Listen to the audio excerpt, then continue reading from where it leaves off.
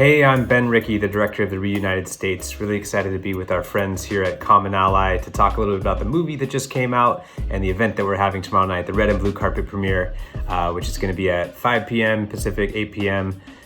Eastern on Thursday. You can sign up at reunitedstates.tv. What compelled me to make this documentary and why do I think it's important?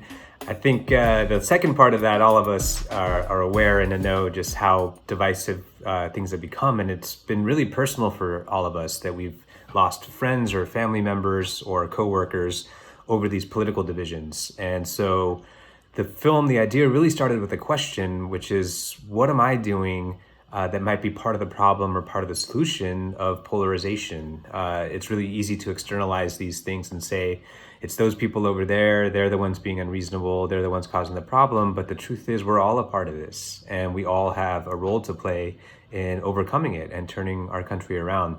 And so that's where it really started, and finding those stories like Susan Bro, who is in Charlottesville, who lost her daughter, Heather Heyer.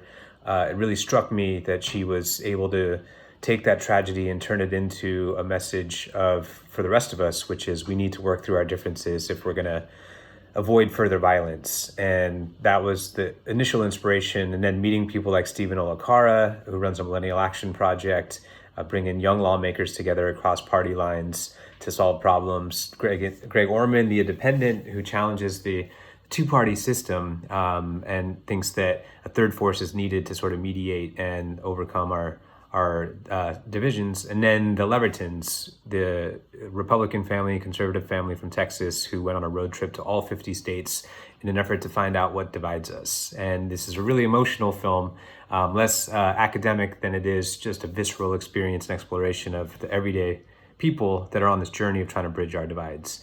Were we ever united? That is a really good distinction to make. A lot of people would argue that no, we weren't. There were two great sins at the foundation of this country, genocide of Native peoples and enslavement and slavery. And the fact that we never fully acknowledged or had reconciliation from either of those events has allowed those divisions to fester over time. And so even the title, The Reunited States, is somewhat provocative because some would argue that we were never divided to begin with, or that it's not possible to reunite now. But this film sort of presses the question of what's the alternative? What do we do if we just dig in our heels and say we're not going to talk to each other, or worse, we're going to attack each other as enemies of the state? And so that is something we're excited to explore in the film. How did we get here? Well, it's been a long journey. I think hundreds of years, you could say, ever since, white man set foot onto this continent, or any of the continents that they sort of came and ended up putting themselves at the top of the social hierarchy. And more recently, I think the political divides really started to trend in the wrong direction at the end of the Cold War, by losing our common enemy in the Soviet Union. We started to turn our enemies inward. And if you look at a lot of the progress towards this polarization, it really tracks with the end of the Cold War. And so it's been several decades that we've been on this path, and it might take us a little time to turn things around, but we're at this crossroads now where we've got to decide if that's what we want to do. How important is it for us to get out of our bubble to change our environment and exposure to others?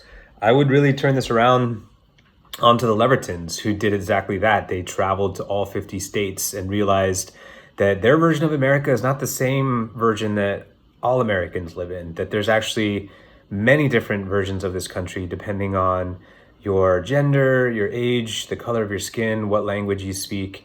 This country looks very different to you and looks very different upon you. And so getting out of our own neighborhood, our own bubble, is tremendously important to expose ourselves to the different Americas that are out there, and to hold all of those with us as we move forward, to acknowledge that our experience is not the only one that's out there. How can we encourage others to bridge the divide in their own communities?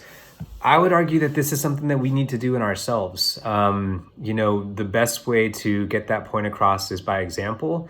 And for me, I found it really effective when I go into conversations with people who voted differently than me, that I'm not there to try and change their mind. I don't want to give the impression that my way of thinking is the right way or that their facts are wrong.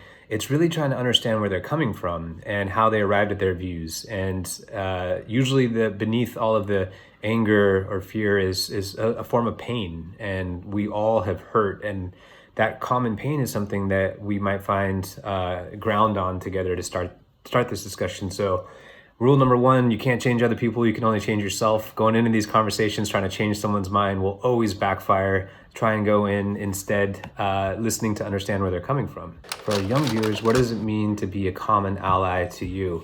I 100% agree with that. There is a lot of common ground that we have. We focus on the 4 or 5 things that we disagree on and that we probably will never agree on, and those are kind of the third rail issues.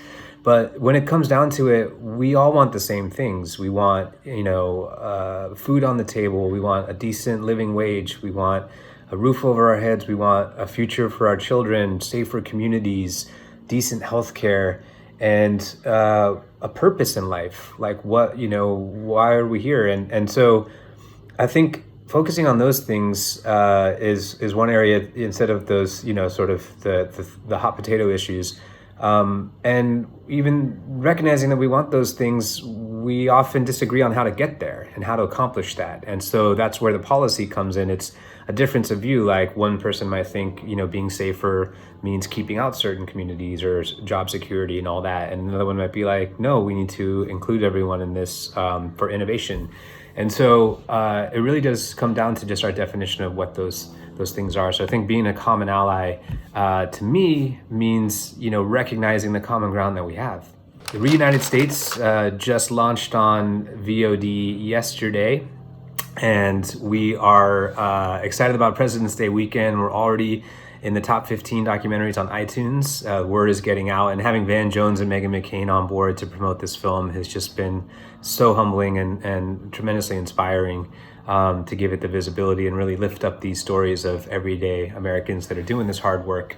And the red and blue carpet premiere is something that we're hosting tomorrow night. You can sign up on the website, reunitedstates.tv/premiere. And Van and Megan will be there. A bunch of the cast will be there, and a lot more just normal Americans, everyday people that are doing this work will be there. So please check out CommonAlly.com. Reunited States, the documentary is out there. All of this is a movement. We invite everyone who's listening to join this movement and be a bridge builder yourself.